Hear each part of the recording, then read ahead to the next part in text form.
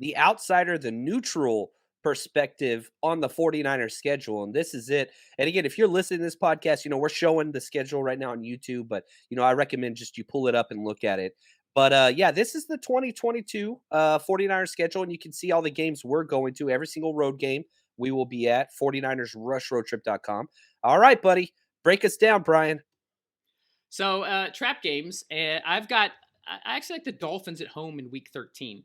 And here's why. So you've got it's the second of three straight home games. It could be one of those situations where you're looking ahead to Tampa Bay and Brady in Week 14. You played the Saints, who maybe have offensive issues, but they still have a very talented defense. They made some nice additions, including Tyrann Mathieu to their secondary. And then you got the Dolphins and Mike McDaniel's return to Levi Stadium. So it's one of those things that they could be looking ahead.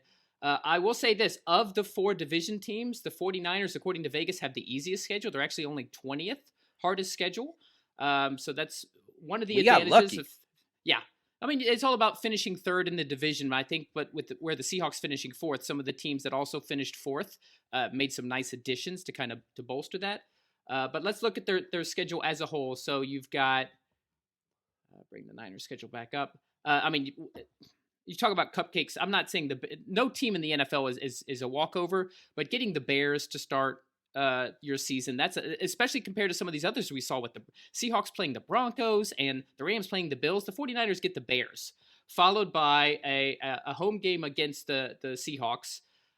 You've got Sunday Night Football against Russell Wilson. Definitely gets tougher there. You got to play the Rams on Monday Night Football, 2 primetime games in a row.